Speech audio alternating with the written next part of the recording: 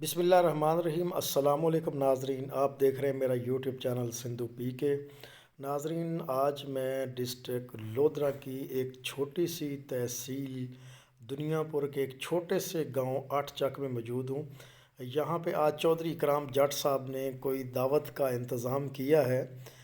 इनके इलाके में ज़्यादातर जो है मिलाद की महफ़िलें सजाई जाती हैं। तो यहाँ पे एक कारीगर मौजूद है, तो इससे बात करते हैं कि इसमें क्या फ़न है, कितनी प्यारी रोटियाँ बना रहा है। जी नाजरीन, जिस तरह मैंने अपने इंट्रो में ज़िक्र किया, ये वो कारीगर है, इनसे बात करते हैं क्योंकि उर्दू ये बोल नहीं सकता, तो पंजाबी में इससे बात करते हैं। अस्सलाम वालेकुम। वालेकुम सलाम। भजन क्या नाम है ਤੁਹਾਡਾ? मोहम्मद अरशद। अरशद भाई, ये कितने अरसे तो रोटियां पकाने वाला कारोबार कर रहे हो? ये 15 साल से। अच्छा, ये क्या खसीयत है भी ये तुसी इतना बड़ा पेड़ा ते इतनी बड़ी रोटी हाथ नाल किवें बना लेंगे? ये अपनी कारीगरी अपनी जियन दिमाग से कित्थों सिक्खिया वे? उस्ताद को केड़ा उस्ताद है? साल लुकमान अच्छा, रांदे कित्थे ही वे? चक 37 वो केड़ी जगह ते? आ बोल बाजारी दे नाल। ज़िला दसो ना, इस तरह का किसा हो गया लोधरा है। हाँ जी। अच्छा अच्छा, ये दसो भी एक घंटे दे विच तुसी कितनी रोटियां बना लेंगे? 1 घंटे च तकरीबन 100 रोटी। ये शादियां ते ज़्यादा जाते हो या कोई स्पेशल बुलावे? स्पेशल ही बुलाते हैं, जाने हैं शादियां भी जाने हैं, कुल खानियां भी जाने हैं। अच्छा, ये जेड़ा बंदा है पेड़ा बना रहा है, ये तकरीबन कितना वजन उसी दा? ये तकरीबन होना है आधा किलो। पेड़े का वजन आधा किलो? हाँ जी। तो रोटी का वजन कितना उसी? रोटी का वजन होती तकरीबन 1.5 पाइया। 1.5 पाइया। अच्छा, ये एक रोटी कितने बंदे खाते हैं?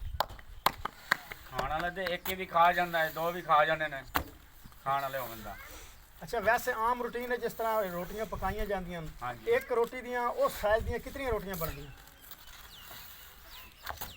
वो 400 बनती है एक रोटी दी? एक रोटी दी एक रोटी दी ये निकलती है 4 रोटियां। 4 रोटियां। साफ ज़ाहिर है फिर एक बंदा तो नहीं खा सकता। हाँ जी। क्या लग रही है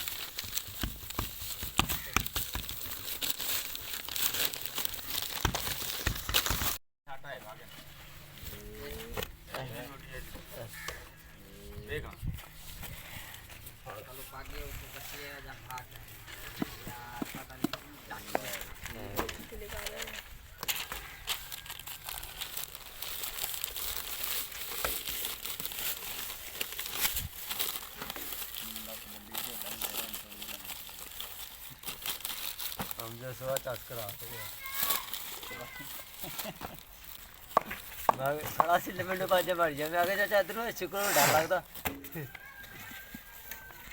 अखबार दे